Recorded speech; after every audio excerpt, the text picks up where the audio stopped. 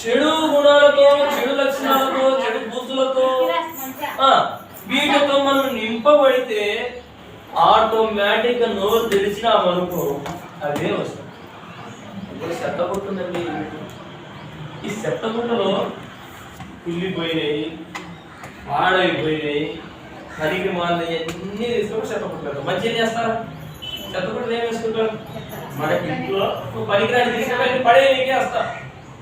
అది పడేసే ముందుగా దాన్ని మూత పెట్టేస్తాం. మూత పెట్టి మూత ఓపెన్ చేసినాం అనుకోండి, కొంత సమయం తర్వాత దాంట్లో మంచి వాసన వస్తుంది. చెత్త కాబట్టి అది పనికిమాలింది కాబట్టి పనికిమాల వాసనే వస్తుంది. ఇప్పుడు మనం కూరగాయలు దాచుకుంటాం, దేంట్లో దాచుకుంటాం, కొన్ని ఫ్రిడ్జ్ లో పెట్టుకుంటాం.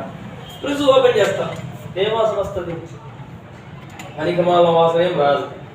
అర్థమైందండి? అది పాడు కాదు, ఎందుకంటే ఫ్రిడ్జ్ లో పాడు కావు కూరగాయలు. ఇప్పుడు అక్కడ వాసనకు ఇక్కడ వాసనకు రెండు కూరగాయలే, కానీ ఒకటి పాడైపోయినది, ఒకటి బాగున్నది. పాడైపోయిన దాంట్లో నుండి చెడు వాసన వస్తా ఉంది. అతనే ఈ లోకము పాడైపోయింది, లోకం అంతా కూడా పాడైపోయింది. లోకములో అంతా అపవాది ఉన్నాడు. లోకము అపవాది కార్యాలతో అందరినీ పట్టేసినాడు, అందరినీ అపవాది ఆత్మ చేత నింపేసినాడు.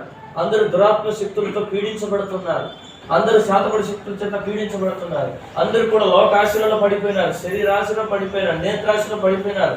అందరూ కూడా దారి తొలగిపోయినారు. అసలు బొత్తిగా దేవుడిని వేరు చేయబడినారు, దేవుడికి వ్యతిరేకంగానే ఉన్నారు. దేవుడు ఆశించిన విధంగా ఫలితాలు లేవు, దేవుడు కోరుకున్న విధంగా వారి జీవితాలు లేవు. అందుకే మహిమను వీడి లోకానికి దిగి వచ్చినాడు యేసయ్య. ఎందుకని?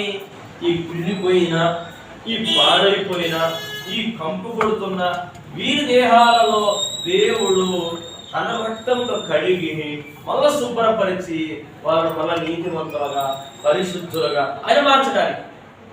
చూడండి, బాగున్న పనులు తీసుకోవాలి ఆయన. ఫ్రిడ్జ్లో ఉన్న పనులు కానీ తీసుకుంది, లోకంలో ఎవరికి ఇంకా పడైపోతాం. ఇంకా పనికిమాలిన పనులు ఇది, దీనివల్ల ఉపయోగం లేదు, ఇదంతా కుళ్ళిపోయింది, పాడైపోయింది. అటువంటి దాన్ని తీసుకొని, అటువంటి వ్యక్తిని దేవుడు తీసుకొని ఏం చేస్తా ఉన్నాడంటే శుభ్రంగా మన తన రక్తంతో మొత్తం కడుగుతా ఉన్నాడు. శరీర కార్యాలు ఏమైతే 17 ఉన్నాయో ఈ 17 కూడా చూస్తా. జారత్వం అనేది ఉన్నది, పాడైపోయినాడు, జారత్వాన్ని కడుగుతా ఉన్నాడు. తర్వాత అపవిత్రతో ఉన్నాడు, ఈ అపవిత్రతనంతా కడుగుతా ఉన్నాడు. తర్వాత ఏం చేస్తున్నాడంటే కాముకత్వంతో నింపబడ్డాడు. చిన్న లేదు, పెద్ద లేదు, వారి లేదు, వరుస లేదు. స్త్రీని చూస్తే వ్యామోహ చూపులతో, పురుషుని చూస్తే వ్యామోహ చూపులతో తన దేహాలను పాడు చేసుకుంటున్నారు. అయితే ఇటు పాడైపోయినటువంటి ఈ కాముకత్వంతో నింపబడినటువంటి వ్యక్తులను దేవుడు ఏం చేస్తున్నాడు? తన రక్తముతో కడిగేస్తా ఉన్నాడు. ఇంకొక మాట జ్ఞాపకం చేస్తాం, విగ్రహాలు దేవుని విడిచిపెట్టేసి, మాట్లాడే దేవుని విడిచిపెట్టేసి, కలిగే దేవుని విడిచిపెట్టేసి, జవాబిచ్చే దేవుని విడిచిపెట్టేసి విగ్రహారాధనలో మునిగిపోయినాడు. వారిని ఏం చేస్తున్నాడు? దేవుడు కడిగి మరల తన బిడ్డలుగా మార్చుకుంటూ వస్తున్నాడు. మరల ఇంకొక వ్యక్తిని కూడా జ్ఞాపకం చేసినాడు, అభిచారంలో కలిగిన వ్యక్తి, ద్వేషములు కలిగిన వ్యక్తి.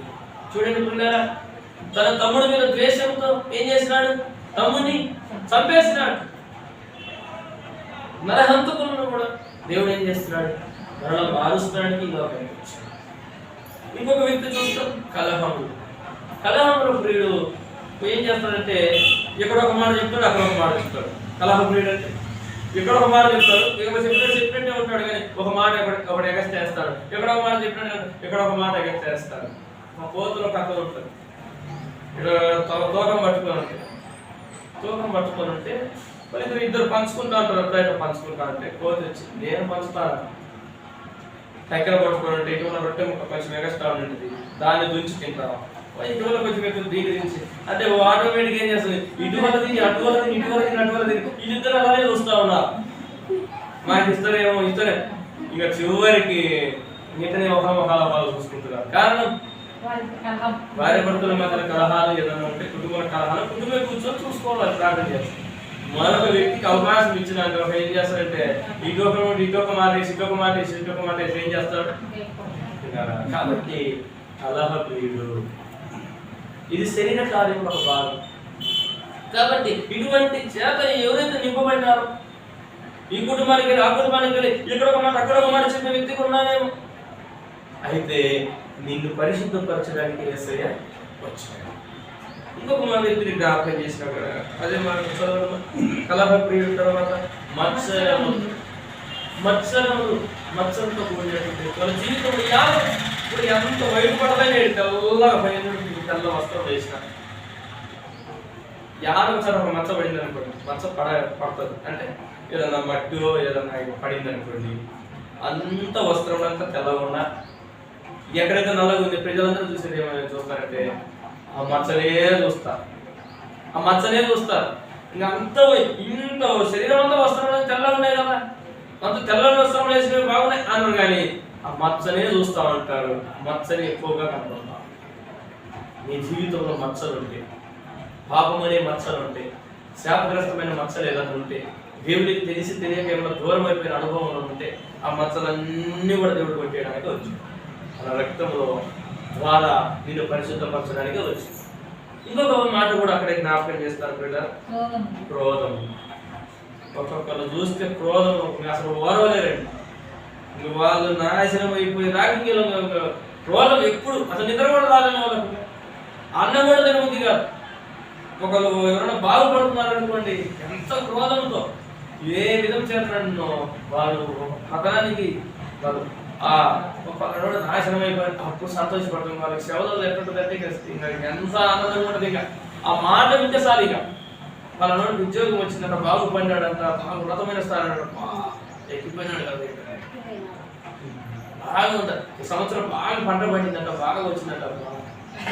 ఏ విధంగా చేత రాత్రి గారు పోయి గడి మందు కొట్టినప్పుడు ఈ ఆలోచన అనేది ఆలోచన అసలు ఎంత క్రోధం ఎక్కడుంది, ఇదంతా హృదయం లోపల ఉంది. అంటే ఎంత ఆత్మతో నింపబడినాడు చూడండి, ఇట్లా పట్టేసినాడు సైతాన్ని అందరినీ. వీళ్ళందరినీ వీళ్ళకి వచ్చాయి కాదు, కానీ వీళ్ళు లోపల ఉన్నటువంటి అపవాది చేసి మనం అనుకుంటాము ఏదో మన భర్త నా మాట, నా భార్య నా మాట, నా పిల్లలు నా మాట, వాళ్ళు వింటారు. వాళ్ళ లోపల ఉన్నోడు వినడే కూడా చేస్తారు. అర్థమైందండి? వాళ్ళ లోపల ఉన్న వ్యక్తి ఏం చేస్తాడు? అందుకే దేవుని సన్నిధిలో కడిగితే ఆ లోపల ఉన్నోడు ఉండలేడు దేవుని సన్నిధిలో. ఆ లోపల ఉన్నటువంటి అపవాది ఉండలేదు దేవుని సన్నిధిలో, పరిశుద్ధమైన స్థలంలో. అందుకే చాలా మంది చెప్తారు 7 వారాలు మందిరానికి రండి అమ్మా, 7 వారాలు మందిరానికి రండి అన్న. దేవుని ఆరాధిస్తూ ఉంటే, దేవుని గణపరుస్తూ ఉంటే, దేవుని స్తుతిస్తూ ఉంటే, దేవుని కూడుతూ ఉంటే, దేవుని మహింపరుస్తూ ఉంటే వాడు ఉన్నాడు. వాడి పేరు చీకటి, వాడి పేరు పాపము, వాడి పేరు దుష్టుడు. చీకటి అనేది ఎంత వేసింది, లైట్ వేస్తాం. చీకటి ముందులే అన్నా కూడా ఉంటుంది. ముందులే కాసేపు ఉన్నావు పోదులే, ఇప్పుడు దాకా ఉన్నావు కదా ఇంట్లో ఉండులే అన్నా కూడా ఉండలే. నువ్వు ఒక భాగం ఉండులే అంటే కాదు, నాకు ఏదన్నా పేపర్ ఏదన్నా అడ్డం పెట్టి నేను ఆడ ఉంటాను, నాకు ఏదన్నా అడ్డం పెట్టి లైట్కు నేను ఒక వాళ్ళ ఉంటాను, కానీ ఏం అడ్డం లేకపోతే నేను ఉండడం కష్టం. కాబట్టి నువ్వు చిన్నది ఏదన్నా నీ మనసులోనికి ఏదన్నా తీసుకున్నావు అనుకో, అప్పుడు వచ్చి ఉంటాడు అపవాది. అపవాదికి సంబంధించింది ఏదన్నా అడ్డుకుంది అనుకో, దేవుని వెలుగు నీలో ప్రకాశించకుండా, దేవుని వెలుగు వాక్యం అనేది నీలో పనిచేయకుండా, ప్రార్థన అనేది నీ లేకుండా నువ్వు ఉన్నావనుకో, వాడు వచ్చి ఉంటాడు భద్రంగా ఉంటాడు. వాక్యం ఉన్నా, ప్రార్థన చేయడం కలిగి ఉన్నా, దేవుని సహవాసంలో దేవుని సన్నిధిలో ఉన్నా వాడు ఉండడానికి కూడా ఇష్టపడదు.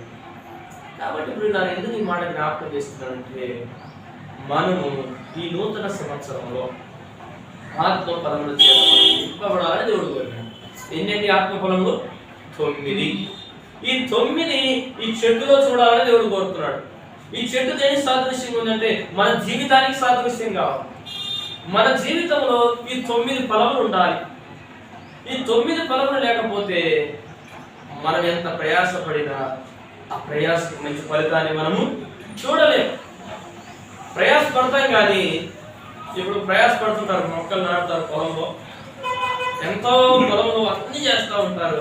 చివరికి ఒడ్డమ్మేటప్పటికి ఎన్ని మూటలు పడిందంట, ఏం పండింది అన్నా, ఏం పండిందా, ఒక మూట అరబస్త ఎత్తుకొని వచ్చినా మన ఏమైనా సంతోషం ఉంది? అక్కడ పొలానికి అరబస్త వేసుకొని తిన్నాడంటే ఏమన్నా సంతోషం ఉంది? ఏదన్నా అంత బాగా పడినట్టే ఉంది కదా అంటే అదంతా ఏమన్నా తూర్పాలు పోతే అంతా పోయింది, అంతా పొట్టే కదా. గట్టి గింజ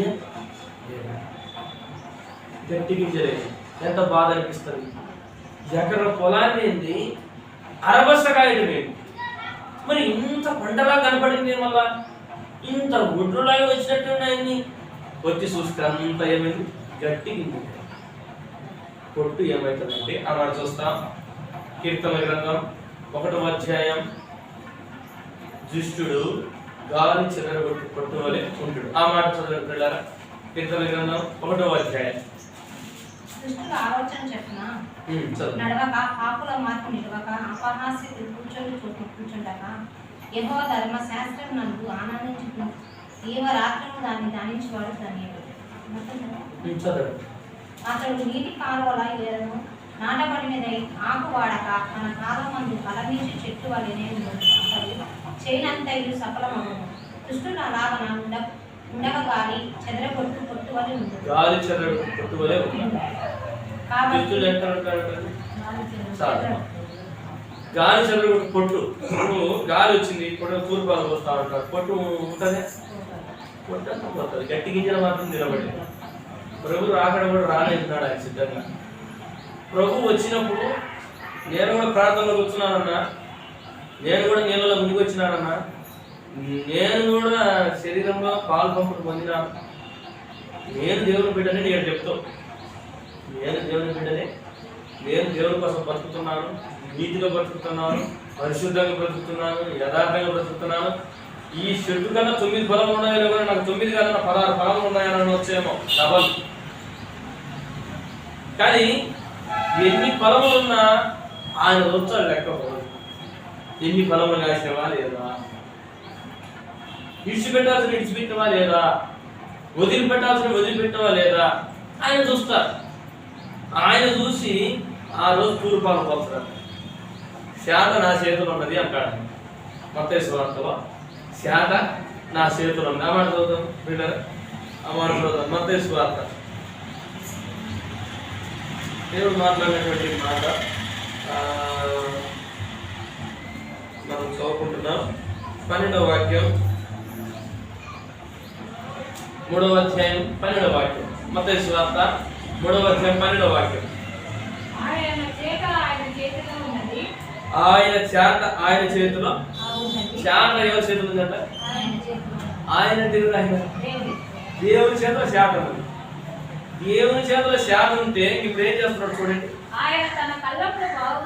తన కళ్ళమును, మనం ఏమి అనుకున్నాం, పాట పాడుకున్నాం, సంఘమనే తోటలో నన్ను దేవుడు నాటినాడు అని పాట పాడుకున్నాం. సంఘమనే తోటలో దేవుడు మనం నాటినాడు, మనం ఫలించాలని మనకు సహాయం చేస్తా ఉన్నాడు ఆయన. వాటిని చెప్పించి పాటలు పాడి ఇవన్నీ ఎందుకంటే మనం ఇక్కడైనా ఫలిస్తాము, ఆ పాట ద్వారా కొంత వాక్యం తెలుసుకొని వాక్య ప్రకారం జీవిస్తాము, ఈ వాక్య సందేశం ద్వారా కొంత తెలుసుకొని ఈ వాక్య ప్రకారం జీవిస్తాము. ఈ సంఘం అనగా యేసుక్రీస్తు ప్రభు తన రక్తం ఇచ్చి సంపాదించిన సంఘం. సంఘం అంటే ఏంటంటే యేసయ్య తన సొంత రక్తం ఇచ్చి ఎవరైనా కొనుక్కున్నాడో వాళ్ళంతా సంఘం. సంఘంలో సభ్యులు వాళ్ళంతా, సంఘ బిడ్డలు వాళ్ళంతా. నువ్వు ఇక్కడ అమెరికా బాప్తిజం తీసుకో, ఆస్ట్రేలియా బాప్తిజం తీసుకో, న్యూజిలాండ్ తీసుకో, ఇండియాలో తీసుకో, పేద ఇళ్లలో తీసుకో, బాగా ఉన్నతమైన తీసుకో, ఎక్కడైనా ఒకే రక్తం కడిగేది మనం పరిశుద్ధపరిచేది. మన దేవుడు ఒక్కడే, ఆత్మ ఒక్కడే, బాప్తిజము ఒకటే, విశ్వాసము ఒకటే అని దేవుని వాక్యం బోధిస్తాం. ఈ ఒక్కడైనా దేవుడు అందరికీ ఆరాధన చేస్తాం. కానీ ఒకరోజు సమయం వస్తుంది, ఆయన శాత తీసుకొని వస్తాడంట. శాత ఆయన చేతుల్లో ఉన్నదంట.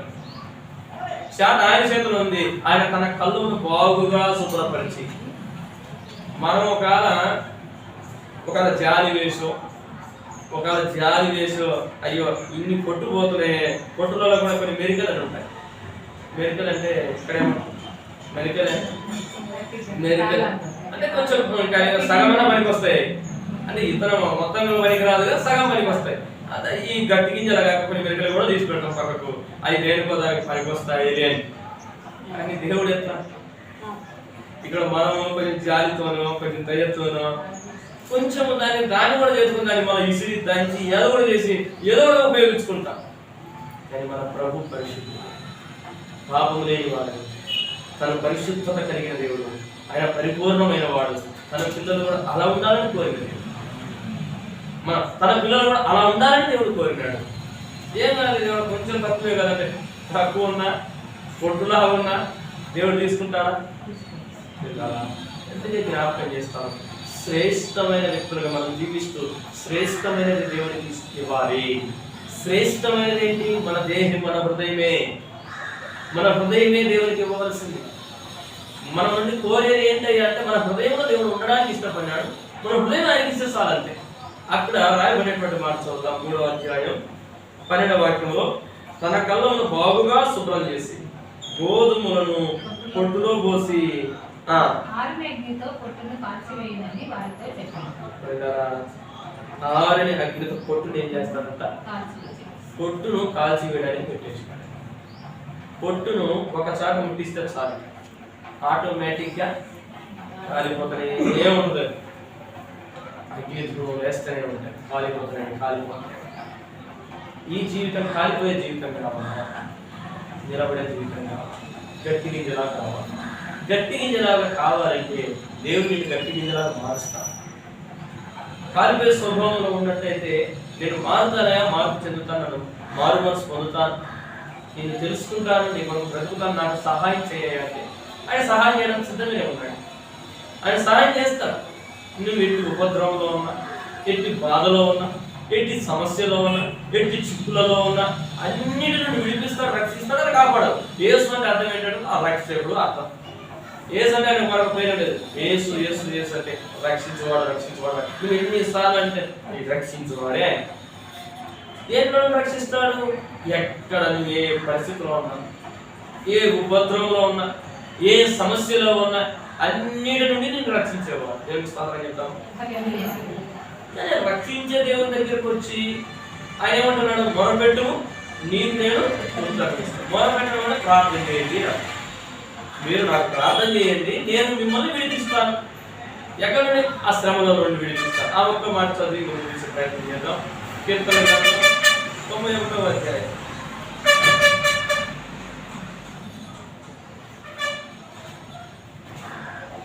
14వ వాక్యం. 91వ అధ్యాయం 14వ వాక్యం. మనం ఆయన ప్రేమించుతా ఉంటే ఆయన ఏం చేస్తున్నాడంట? తప్పించను. మనం దేవుని సన్నిధిని ప్రేమించాలా, దేవుని యొక్క వాక్యాన్ని ప్రేమించాలా, దేవుని మనం ప్రేమించాలా. దేవుని వాక్యాన్ని ఒకవేళ సీరియల్ వస్తుంది, మంచి సినిమా పడింది, మంచి సీరియల్ వస్తుంది, ఒకవేళ వాక్యం వస్తుంది, ఇప్పుడు ఏం చేస్తారు? ఇది పోతే ఇంక రాదంట, ఇది రాక ఈరోజు వచ్చింది, రాక వచ్చింది. ఇది అంటే మన మనసు అంతా ఏమో వాక్యం ఎప్పుడైనా చెప్పేది, ఎప్పుడైనా ఇది పోతే ఇక రాదంట. ఇది విన్నాము, ఇది విన్న తర్వాత ఇది ఆడిగా ఊరుకుంటానే ఊరుకోరు. అది మన దేహంలో, మన శరీరం, మన నరాల్లో, ఎముకల్లో, మన ఆలోచనలంతా దాని మీద దృష్టి మనం చచ్చిపోయేంత వరకు ఊరుకుంటుంది. అర్థం చేసుకోండి. ఆడికి అంతటితో పోదది. 3 గంటల సినిమా 3 గంటలతో ఆగిపోదది. మన జీవితం మీద ప్రభావం పడుతుంది. మనం చచ్చిపోయేంత వరకు కూడా, మనిషి ఈ లోకాన్ని విడిచిపెట్టేంత వరకు కూడా అది మనసులోనే గుర్తుంటుంది. మనం ఏం చేస్తున్నా కూడా అదొక ఆలోచన గుర్తొస్తుంది. ఇప్పుడు వాక్యం వింటున్నాం అనుకోండి, మనకి ఏదైనా పరిస్థితి వచ్చిందనుకోండి, వాక్యం ద్వారా మనం తప్పించబడే అవకాశం ఉంటుంది. వాక్యమైన దేవుడు ఎందరో భక్తుల జీవితాలను వాక్యం చదువుతున్నప్పుడు, వాక్యం వింటున్నప్పుడు నిజంగా ఆ దానియేలు జీవితాన్ని చూస్తే ఆ సింహాల బోన్లో వేసినాడంట. సింహాల బోన్లో పడినప్పుడు కూడా దేవుడు ఏం చేసినాడు? తప్పించినాడు. సెంట్రల్ మిషన్ అభిజ్ఞానం అగ్ని కూడా పడ్డారు. అది దేవుడిని ప్రార్థన చేసే వాళ్ళను దేవుడు అగ్నిలో నుండి బయటికి తీసి. ఇట్లాంటి వాక్యాలు వింటున్నప్పుడు మనకి ఏదైనా కష్టం వచ్చినప్పుడు, బాధ వచ్చినప్పుడు, సమస్య వచ్చినప్పుడు ఏం చేస్తాం? అయ్యో వాళ్ళ దేవుడు తప్పించారు, మనం కూడా దేవుడు తప్పిస్తాం. ఇక్కడ సీరియల్ సినిమాలు ఏం చేస్తామంటే మందు డబ్బులు పట్టుకోవడం, కరెంటు పట్టుకోవడం, బస్సులు కింద పడటం, ట్రైన్ల కింద పడటం, ఇవే చూపిస్తారు. కాబట్టి ఈ ఆలోచనతో నింపమని, కష్టం వచ్చినప్పుడు, నష్టం ఏమైనా జరిగినప్పుడు తగ్గలేక ఈ ఆలోచన ఒకవేళ లాగుతా ఉంటాం. ఎందుకని మనం దాంతో నింపబడినాం. వాక్యంతో నింపబడేదానికి బదులుగా లోకంతో నింపబడినాం, లోక ఆశ్చర్యంతో నింపబడినాం. శరీర కార్యం ఒక భాగం, అది అలర్టుకునే పాట, ఆట పాటలు దాంతో నింపబడినాం. కాబట్టి దానికే మనం ప్రాయాన్ని ఇస్తాం. అందుకే జీవితాలలో చాలా మంది పతనం అయిపోతా ఉంటారు. ఆనందకరంగా, సంతోషకరంగా జీవించవలసిన వారు, నెమ్మదిగా జీవించవలసిన వారు జీవించలేకపోతున్నారు. కారణం ఏంటంటే వాళ్ళు నింపబడేది ఏమవుతుందిలే, ఇప్పుడు ఖాళీగా ఉన్నాం, పొరుగు వారితో మాట్లాడితే ఏమవుతుంది, ఏం మాటలు మాట్లాడుతుంటారు, ఆ యొక్క ఈ యొక్క ఆయన ఈయన వాళ్ళ ఇల్లు అవ్వాలి, దానివల్ల ఏమైనా వస్తుంది, టైం వేస్ట్. అందుకే సమయం కోనేక అజ్ఞానం వల్ల కాక మీరు జ్ఞానం కలిగి సమయాన్ని సద్వినియోగం చేసుకోండి అని దేవుని వాక్యం సలహిస్తుంది. సమయం దొరికింది ఏం చేయాలి, దేవునికి మొదలుపెట్టాలి. సమయం దొరికింది ఏం చేయాలి, మన కుటుంబం కోసం ప్రయాసపడాలి. సమయం దొరికింది మనం ఏం చేయాలి, మన పిల్లల భవిష్యత్తు కోసం ప్రార్థన. సమయం దొరికింది మనం ఏం చేయాలి, మన మారు మనసు కోసం ప్రార్థన. సమయం దొరికింది మనం ఏం చేయాలి, ఏదైనా చిన్న పని చేసి మన కుటుంబాన్ని పోషించుకోవడానికి ప్రయాసం. సమయం అర్థం చేసుకోవద్దు, ఎందుకంటే పోయిన సమయం వస్తుందే, పోయిన సమయం వల్ల తెచ్చుకోలేము. కాబట్టి ఈరోజు ఈ వాక్యం వింటున్న నీవు నేను మనం ఆయన ప్రేమించడం మనం నేర్చుకుంటే ఆయన మనం తప్పించుతాడని వాక్యంలో చదువుకున్నాం. అక్కడే రాయబడింది, అతడు నా నామం ఎరిగిన వాడు కనుక నేను అతన్ని ఒకటి తప్పిస్తానన్నాడు, రెండవది గణపరుస్తాడు. అందరు నిన్ను దేశిస్తున్నారా, అందరు నిన్ను చిన్న చూపు చూస్తున్నారా, అందరు నిన్ను తక్కువగా చూస్తున్నారా, లోకమంతా నిన్ను వెలివేసినట్టుగా చూస్తున్నారా, అందరి నీలో ఉన్నటువంటి ఆ మచ్చల్ని చూస్తున్నారా? అయితే పొరపాటు జరిగి ఉంటుంది, కానీ అందరినీ ఆ పొరపాటును పట్టుకునే నీ జీవితాంతం నేను అంటున్నారేమో. ప్రభు దగ్గరికి వస్తే ప్రభు దగ్గర అడిగితే చాలు, ప్రభు నేను పార్టీని తెలుసు తెలియక దూరం అయిపోయినాను, నన్ను క్షమించాలని అడిగితే ఆయన ఏం చేస్తారంటే తూర్పు పరమట ఒకసారి ఎంత దూరం ఉంటాయి. ఎవరైనా టేపు పట్టి పొజిషన్లో ఉన్నారండి, అంత దూరం చేస్తాను నీ పాపం. ఇక్కడ తూర్పుకు పరమట ఎంత దూరం ఉందో అంత దూరం చేసేస్తాను నీ పాపం, నీలో నుండి తొలగించేస్తాను పూర్తిగా. సముద్రం అగాధం అంటే సముద్రం ఎంత లోతుంటుంది కనుక నీ పాపాల మూట అంత గట్టి కట్టగట్టి సముద్రం అగాధంలో పడవేస్తాను. నేను ఎన్నడూ జ్ఞాపకం చేసుకోను నువ్వు చేసిన పాపాల గురించి. ఎవరు అంటున్నాడు ఈ మాట? ఒప్పుకొని విడిచిపెట్టిన మాట.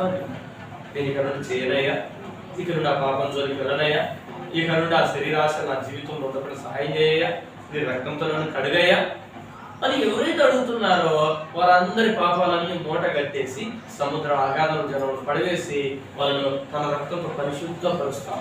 దేవుని స్తోత్రం చెప్పండి. ప్రమాదం నుండి తప్పిస్తున్నాడు, ఆపద నుండి తప్పిస్తున్నాడు, వారి దేవుడు గణపరుస్తాడు. అక్కడే రాయబడింది 15వ వాక్యంలో, అతడు నాకు మొరపెట్టగా ఎప్పుడు మొరపెట్టినా కూడా వెంటనే దేవుడు వస్తా ఉన్నాడు. ఇంట్లో నుండి ప్రార్థన చేస్తాను దేవుడు వస్తా ఉన్నాడు దగ్గరికి, పొలం నుండి ప్రార్థన చేస్తాను దేవుడు వస్తా ఉన్నాడు దగ్గరికి, ఎక్కడ కష్టం నుండి ప్రార్థన చేస్తాను దేవుడు వస్తా ఉన్నాడు దగ్గరికి, మనిషి దగ్గరికి వస్తా ఉన్నాడు. వచ్చి ఆ మనిషి ప్రార్థన విని ప్రార్థనకు సహాయం చేస్తాను, జవాబిస్తాను. అక్కడే రాయబడింది, అతడు నాకు మొరపెట్టాడు నేను అతనికి ఉత్తరం ఇస్తానన్నాడు. నేను ఉత్తరం ఇచ్చుతును. అంత మాత్రమే కాదని శ్రమలో నువ్వు శ్రమ పడుతున్నావా? నీకు శ్రమ వచ్చిందా? ఇప్పుడు ఎవరికి వెళ్ళున్నావు? దేవునికి వెళ్ళినావు. ఇప్పుడు దేవుడే తోడే. ఆ షడ్రక్ మేషక్ అబేద్నెగోలు అగ్నిలో పడి ఉన్నారు, అది దేవుడే వాళ్ళతో పడి తిరుగుతున్నాడు. అంటే యేసుని ముగ్గురిని మంటలో నాలుగు తిరుగుతున్నాడు. యేసు వాళ్ళకి అర్థం కాదు, అది చూసే వాళ్ళకి అర్థం కాదు. ఏంటబ్బా యేసుని ముగ్గురు కదా, ముగ్గురు వేసి నాలుగో వ్యక్తి తిరుగుతున్నాడే.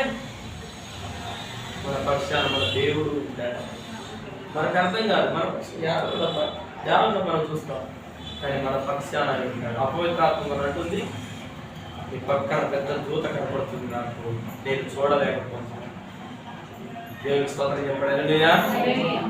దేవుడు తన దూతను మన పక్షాన పంపిస్తాడు. దేవుడు తన దూతను పంపించి మనం కావలి కాస్తాడు, మన చుట్టూ తన దూతను ఉంచుతాడు. మనకు అర్థం కాదు అసలు మనం ఒంటరి కాదు. మనం దేవుడిని నమ్మిన తర్వాత, మనం దేవుని మీద ఆధారపడిన తర్వాత మనకు శ్రమలో తోడై ఉంటారు. మాట ఇచ్చిన దేవుడు ఎవరు? సజీవుడు, బ్రతికున్న దేవుడు. కాబట్టి ఇంకొక అక్కడే అతన్ని విడిపించి గొప్ప శ్రమ నుండి విడిపించి దేవుడు ఏం చేస్తాడంట? గొప్ప చేస్తాడు. తర్వాత చూడండి, దీర్ఘాయు చేత అతన్ని తృప్తిపరచెదను, నా రక్షణ అతనికి రక్షణ దీర్ఘాయు దేవుడు ఇస్తాడు. కాబట్టి ఇక్కడ చాలా మంది నేను దీర్ఘాయుష్తో అవ్వాలని ఆశపడుతుంది. బాగా నేను 78 సంవత్సరాలు బ్రతకాల, 78 సంవత్సరాలు ఆరోగ్యంగా ఉండాలి, ఏ మనసాన పడకుండా, ఏ ఇబ్బంది లేకుండా అవి జీవించాలా కుటుంబం అని ఆశ ఉంటుంది. కానీ అట్లా ఆశపడిన వారు ఏం చేయాలని దేవుని వాక్యం తెలుస్తుందంటే, నీ తల్లిదండ్రులను కనపరచండి, నువ్వు దీర్ఘాయుష్యవంతుడు అవుతావు అని దేవుని వాక్యం. చూడండి మీ తల్లిదండ్రులు ఏం చేయాలంట? కనపరచాలి. ఏం కాదు, తల్లిని తండ్రిని అందరినీ స్నేహితులను తిట్టినట్టు తిట్టమనిందే. అట్లా తిడితే తల్లినైనను తండ్రినైనను దూషించు అని శిక్ష ఉందని దేవుని వాక్యం శ్రమిస్తుంది. తల్లినైనను తండ్రినైనా దూషించకూడదు, వాళ్ళని మనం ఏం చేయాలంటే సన్మానించాలి అని దేవుని వాక్యం శ్రమిస్తుంది. ఎవరైతే తల్లిదండ్రులను సన్మానిస్తారో వారు దీర్ఘాయుష్యవంతులు అవుతారని దేవుని వాక్యం శ్రమిస్తుంది.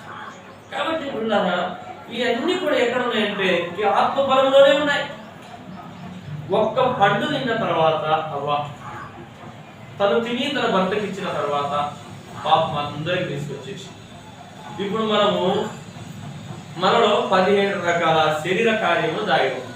ఈ 17 రకాల శరీర కార్యములు దేవుడు ఏం చేసినాడు? తన రక్తంతో కడిగేసినాడు, పూర్తిగా పరిశుద్ధపరిచినాడు, పవిత్రపరిచినాడు. అయితే పరిశుద్ధపరచబడిన పవిత్రపరచబడిన మన శరీరంలో ఏముండాలా? 9 రకాల ఆత్మఫలములు ఫలించాలి.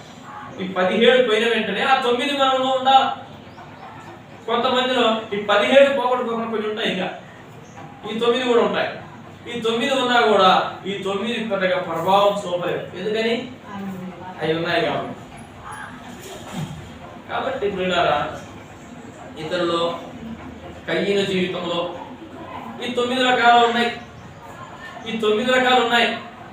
ప్రేమ కలిగి ఉండాలని ఆశ ఉంది, సంతోషంగా ఉండాలని ఆశ ఉంది, సమాధానంగా ఉండాలని ఆశ ఉంది. అదే కదండి కోరుకున్నాడు. ఎట్లయినా ఏ విధంగా నా తమ్ముడిని చంపేస్తే నేను సంతోషంగా ఉండొచ్చు, నేను సమాధానంగా ఉండొచ్చు, ఇంకా నేను బాగుండొచ్చు ఇంకా అనుకున్నాడు. కానీ చెడు గుణాలు ఎలా వచ్చేసినాయి? ద్వేషం ఎప్పుడైతే ఉండదో, ఎప్పుడైతే శరీర కార్యం ఉన్నాయో అదే యొక్క ప్రభావం రాత్రి అయిపోయింది. ఇంకా ఈడ్చుకోపోయింది, ఇంకా తాడు పట్టుకుని రాకపోయింది. తన జీవితంలో ఏమైనా దేశదిమ్మరైపోయినాడు. పిల్లల ఎంతో ఘోరాది ఘోర శిక్షను అనుభవించవలసిన పరిస్థితి వచ్చింది, ఎంతో శ్రమను అనుభవించవలసిన పరిస్థితి వచ్చింది. ఎంత కష్టపడతాడో కానీ భూమి మీద సేద్యం చేస్తాడు కానీ అది సరిగా నీకు పంట ఇయ్యదు అని దేవుడు చెప్పాడు. నువ్వు కష్టపడతావు, భూమి అంతా సేద్యపరుస్తావు, చెమటోసి ఎంతో పని చేస్తావు కానీ నువ్వు పని చేసినా కూడా నువ్వు పని చేసినంతగా నువ్వు ఆ ఫలితాన్ని నువ్వు పొందలేవు. కారణం ఏంటి? శరీర కార్యాలతో నింపబడ్డాను కదా. అంటే దేవుడి పిల్లలు దేవుని కలిగిన తర్వాత ఎవరైతే దేవునికి మొరపెడుతుంటారో దేవుడు సహాయం చేస్తూ అంచెలంచెలుగా 30దంతలుగా 60దంతలుగా 100దంతలుగా దేవుడు ఫలింపజేస్తాను. కాబట్టి నీవు నేను మనందరం కూడా ఫలించాలని దేవుడు కోరాడు. చిన్న ప్రార్థన చేస్తాను. అదే దాని వచ్చండి, చిన్న ప్రార్థన చేస్తాను. ఒక 10 నిమిషాల అంతా ముగించేస్తాం. ఇక్కడ 10 నిమిషాలలో ఈరోజు ఒక నిర్ణయం తీసుకొని దేవుని కోసం నేను బ్రతుకుతాను, దేవుని సాక్షి బిడ్డగా నేను ఉంటాను, ఇక్కడ నుండి నేను పరిశుద్ధంగా జీవిస్తాను, పవిత్రంగా జీవిస్తాను, యథార్థంగా జీవిస్తాను. నాలో కక్షలు, భేదములు, అసూయలు, అల్లకప్పుడు ఆటపాటలు ఇవన్నీ నా జీవితంలో నుండి తొలగించేసేయాలి. ఈ సంవత్సరంలో నా జీవితంలో ఆ శాపగ్రస్తమైనది, ఆ పాప సంబంధమైనది నాలో ఏది ఉండకూడదు. నువ్వు కోరిన విధంగా అయ్యా నేను ఆశీర్వదించబడాలి, నేను దీవించబడాలి, నేను నీ కొరకు బ్రతకాలి ఈ లోకంలో. నాకు సహాయం చేయాలి. నేనైతే నీకోసం యథార్థంగా ఉండాలనుకుంటున్నాను, ఉండలేకపోతున్నాను, నమ్మకంగా ఉండలేకపోతున్నాను. కానీ నాకు నువ్వు సహాయం చేయాలి. ఎందుకంటే శ్రమలలో నేను తోడై ఉంటాను, నేను విడిపిస్తాను, గొప్ప చేస్తాను, దీర్ఘాయుష్మంతుకు మారుస్తాను అని చెప్పినావు కదా దేవా, నీకు వందనాలు. నాకు సహాయం చేయాలి. ఎవరైతే ఈరోజు దేవుని వాక్యం చేత సూటిగా దేవునితో మాట్లాడినాడు, నిజంగా దేవునితో మాట్లాడినట్టయితే నీ కుడి హస్తాలపై చూపించి ప్రభువా నాకు సహాయం చేద్దాం, ప్రభువా నాకు సహాయం చేయి. ఈ రోజు నుండి నేను నీ కోసం బ్రతుకుతాను. నీ సాక్షిగా నేను నాకు సహాయం చేయాలి. శరీర కార్యంలో నుండి నన్ను విడిపించాయి, ఆత్మ ఫలముల చేత నన్ను నింపాయి. శరీర కార్యం ఏ